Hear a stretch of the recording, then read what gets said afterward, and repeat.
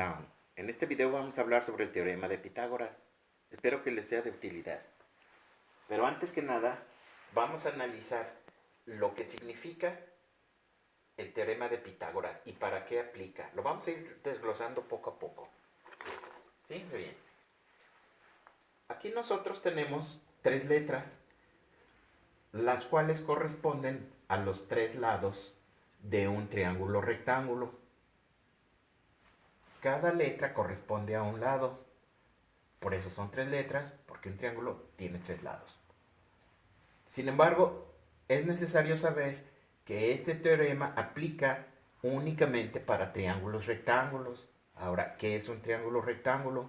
Bueno, un triángulo rectángulo es aquel que tiene uno de sus ángulos, porque tiene tres ángulos, uno de sus ángulos es un ángulo recto. Y otra vez, ¿qué es un ángulo recto? Un ángulo recto es un ángulo de 90 grados. Entonces, otra vez, el teorema de Pitágoras aplica únicamente para triángulos rectángulos, es decir, triángulos que tienen uno de sus lados de 90 grados. Cuando nosotros tenemos un triángulo rectángulo, generalmente lo representamos así como este, poniendo un cuadrito aquí, formando un cuadro aquí con los dos lados que forman el ángulo recto o el ángulo de 90 grados. Ahora, el teorema de Pitágoras nos dice en palabras que el cuadrado de la hipotenusa es igual a la suma de los cuadrados de los catetos. Y entonces necesitamos saber cuáles son los catetos y cuál es la hipotenusa. Si se fijan ustedes aquí en este triángulo, la hipotenusa es el lado C, que es el lado que está enfrente u opuesto, se dice también, al ángulo de 90 grados. Si se fijan ustedes, el ángulo de 90 grados está formado por este lado B y por este lado A. Bueno, pues el lado C, esa es la hipotenusa, no es ninguno de los lados que forman el ángulo recto. Los lados que forman el ángulo recto son los catetos y el otro que está enfrente es la hipotenusa. Generalmente así es como le llamamos C a la hipotenusa y a los otros dos lados A y B. Es indiferente a cuál le llamemos A y cuál le llamemos B. Eso no es algo relevante. Bueno, ahora, si se fijan ustedes, aquí estamos hablando de cantidades elevadas al cuadrado. Y aquí nosotros tenemos nada más A, B y C. Bueno, más adelante, cuando resolvamos estos ejercicios, vamos a ver cómo vamos a solventar eso. Sin embargo, por ahora es importante que entendamos a qué se refiere o qué significa ese teorema de Pitágoras. Otra vez, el cuadrado de la hipotenusa es igual a la suma de los cuadrados de los catetos. Si se fijan aquí en esta imagen, tenemos un triángulo rectángulo aquí.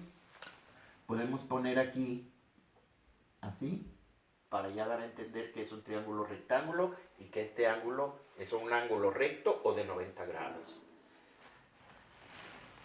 Si se fijan ustedes, la hipotenusa que está enfrente del ángulo recto, aquí tiene un valor de 5. Y los otros lados, que son los catetos, tienen valores de 3 y de 4. Vamos a suponer que las unidades son metros. Este mide 3 metros, 4 metros y 5 metros. Si yo elevo este lado o este cateto al cuadrado, 4 metros lineales al cuadrado se convierten en 16 metros cuadrados. Igual si yo elevo al cuadrado este lado 3 metros lineales, los elevo al cuadrado, me va a dar 3 por 3, 9 metros cuadrados. Igual, si yo elevo la hipotenusa estos 5 metros al cuadrado me da 25 metros cuadrados. Entonces lo que el teorema de Pitágoras me dice es que este 4 elevado al cuadrado, o sea 16, más este 3 elevado al cuadrado, que es 9, si lo sumo, 16 más 9 me da 25, que viene siendo el cuadrado de la hipotenusa. Entonces, con estos podemos darnos mejor cuenta de lo que significa el teorema de Pitágoras en realidad. Sí, que si yo elevo un cateto al cuadrado, el otro al cuadrado, luego lo sumo, me va a dar el cuadrado de la hipotenusa. Ahora, si analizamos nosotros, podemos ver que en esta ecuación, si a mí me falta un dato, yo lo puedo calcular despejando, siempre y cuando tenga los otros dos datos. Igualmente aquí en esta imagen, si la analizamos, nos damos cuenta que si, por ejemplo, si yo tengo el valor de los dos catetos, puedo calcular el valor de la hipotenusa. 16 más 9 me da 25. Pero igualmente, si yo no tuviera este valor, solamente el valor de la hipotenusa, el valor de el cateto al cuadrado, y me pidieran el valor del otro cateto al cuadrado, pues lo puedo calcular restando a la hipotenusa al cuadrado, el otro cateto al cuadrado, me va a dar esta otra cateto al cuadrado. Si se fijan, 25 menos 16 da 9. Igual, si yo no tuviera este dato y me lo pidieran, 25 menos 9 me da 16. Bueno, pero eso ahora lo vamos a ver enseguida, que hagamos los ejercicios con ya valores para la hipotenusa y para los catetos.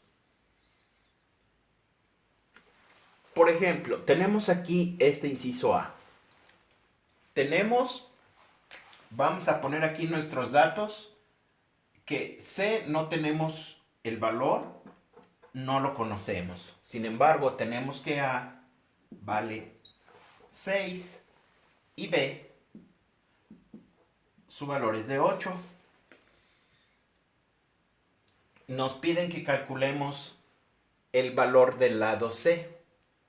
Bueno, pues nuestra fórmula es C al cuadrado igual a A cuadrada más B al cuadrado. ¿Qué vamos a hacer? Sustituimos. Primero, apuntamos nuestros datos en orden. Datos. Fórmula. Ahora, ¿qué sigue? Bueno, pues vamos a hacer una sustitución de valores en la fórmula. Tenemos que C al cuadrado es igual a A al cuadrado. Tengo el valor de A, que es 6. Entonces, 6 al cuadrado. Más B al cuadrado. Tenemos que su valor es 8. Entonces, 8 al cuadrado. Ya nada más resolvemos.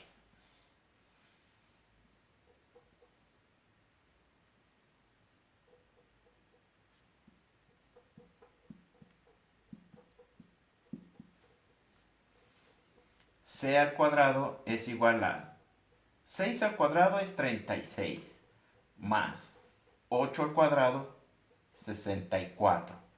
Esto me da, sigo resolviendo, 36 más 64, 100.